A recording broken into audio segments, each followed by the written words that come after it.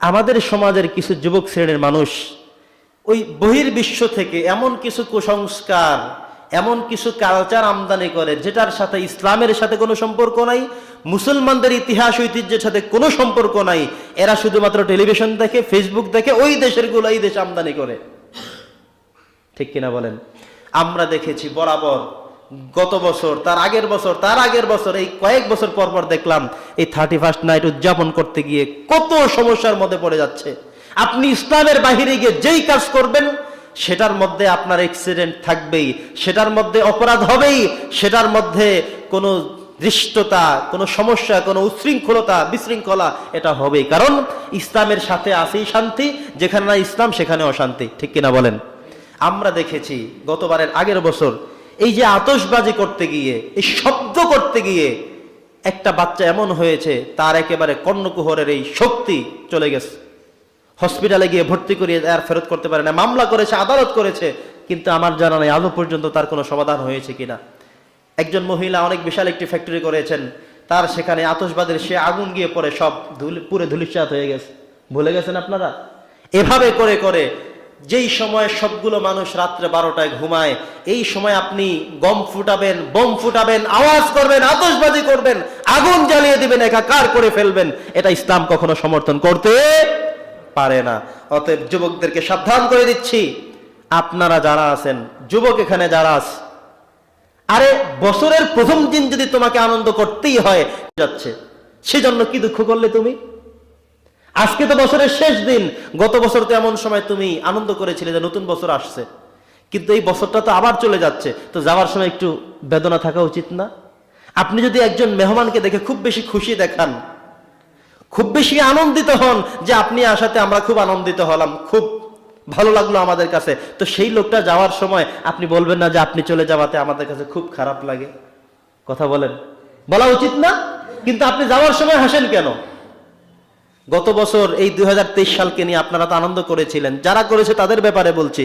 তো 23 সাল তো যখন চলে যায় তখন তো কান্না করা দরকার ছিল। আহারে 23 সাল, তোমাকে বরণ করেছিলাম, স্বাগতম জানিয়েছিলাম, বোম ফুটিয়েছিলাম, আতশবাজি করেছিলাম, 1000 টাকা ব্যয় করেছিলাম, আজকে তুমি চলে যাও।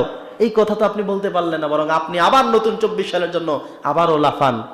একজন ইমানদারের জন্য কখনো এটা শোভনীয় হতে পারে না, বরং একজন ইমানদার হিসাব গ্রহণ করতে পারে, মুহাসাবা করতে পারে, মুআখাযা করতে পারে যে 365 দিন আমার থেকে চলে গেল, 5 ওয়াক্ত নামাজ আমার প্রতি ফরজ ছিল, মোট 365 দিনে 1825 ওয়াক্ত নামাজ আমার থেকে ফরজ ছিল, সেই নামাজগুলো আমি জামাতের সাথে আদায় করতে পারলাম কিনা সেটা নিয়ে মুআখাযা করা দরকার ছিল। ঠিক কিনা বলেন? আপনি লাফাচ্ছেন।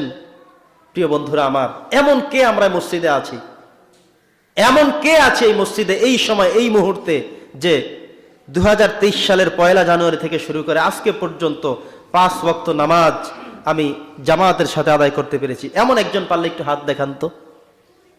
কেউ কি পারবেন? যে 2023 সালের এই শেষ হতে চলছে বছর, কিন্তু 2023 সালে আমি 5 ওয়াক্ত নামাজ জামাতের সাথে আদায় করেছি, এমন হয়তো বা একজন লোকও খুঁজে পাওয়া যাবে না। আপনার অনুতপ্ত হওয়া দরকার ছিল এই জায়গাটা থেকে, আপনি নিজেকে আসামি করা দরকার ছিল এই শরীয়তের জায়গাটা থেকে, যে আমি তো নামাজ আদায় করতে পারলাম না, আমি তো নামাজগুলো ঠিক মতো আদায় করতে পারলাম না, 23 সালকে নিয়ে আমি কি করলাম? অনুতপ্ত হওয়া দরকার ছিল, কান্না করা দরকার ছিল, রোনাজারি করা দরকার ছিল। এই বছরটা নিয়ে আপনি একটা মুআখাযা করা দরকার ছিল, মুশাওয়ারা করা দরকার ছিল, ভাবনা করা দরকার ছিল। এই বছরটা যে চলে যায়, আমার জীবন থেকে একটা বছর তো মাইনাস হয়ে গেল। আপনাকে যদি আল্লাহ তাআলা 2025 সাল পর্যন্ত হায়াত দিয়ে থাকে, 27 সাল পর্যন্ত হায়াত দিয়ে থাকে, 30 সাল পর্যন্ত হায়াত দিয়ে থাকে, 23 সাল চলে যাওয়ায় কি আপনার থেকে একটা বছর চলে গেল না? কথা বলেন। তো সেই বছরটার জন্য কি দুঃখ করা দরকার ছিল না?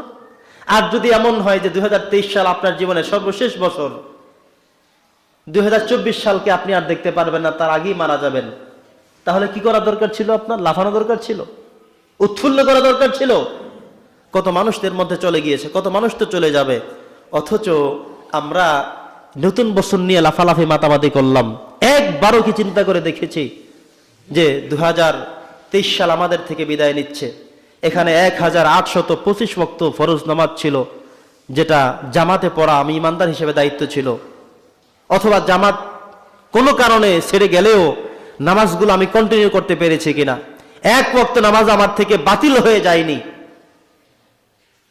এক ওয়াক্ত নামাজও আমি পড়িনি এমন হয়নি, সেখানে তো একটা সফলতা আছে। কিন্তু আপনি সেটাকে নিজে কোনো প্রশ্ন করলেন না। এই বছরে কি কি ভালো কাজ করতে পারলেন, কি কি সামাজিক কাজ করতে পারলেন, মানুষের উপকার বলতে কি করতে পারলেন, স্ত্রীর জন্য কি করতে পারলেন, নিজের জন্য কি করতে পারলেন, পরকালের জন্য কি করতে পারলেন, সেটা একবারও কি ভাবেননি?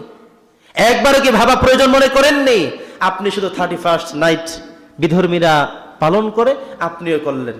আল্লাহর কসম করে বলছি, একটি টাকাও যদি আপনি এর পিছনে ব্যয় করে আতশবাজি করেন, গম ফুটান, বোম ফুটান, এই টাকাটা আপনার জাহান্নামে যাওয়ার কারণ হবে। ঠিক কিনা বলেন? জাহান্নামে যাওয়ার কারণ হবে। আপনি কোন পথে কেন ব্যয় করলেন? প্রত্যেকটা টাকা নিয়ে আপনাকে মুআখাযা করা হবে।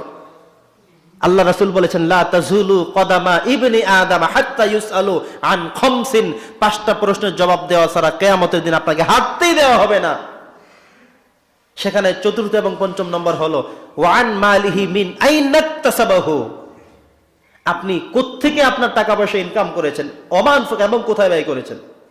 টাকা পয়সা ইনকাম করেছেন কোত্থেকে আর ব্যয় করেছেন কোন রাস্তায়, এটাকে আপনাকে মুআখাযা করা হবে, জিজ্ঞাসা করা হবে, প্রশ্ন করা হবে। কি জবাব দিবেন সেদিন? আপনি মনে করেছেন খাওয়া দাওয়া ফুর্তি করো, দুনিয়াটা মস্ত বড়, অত সহজ কথা, এত চমৎকার কথা আপনি কিভাবে বানিয়ে ফেললেন? খাওয়া দাওয়া ফুর্তি করো, এই জীবন কিন্তু ইমানদারের শেষ জীবন না।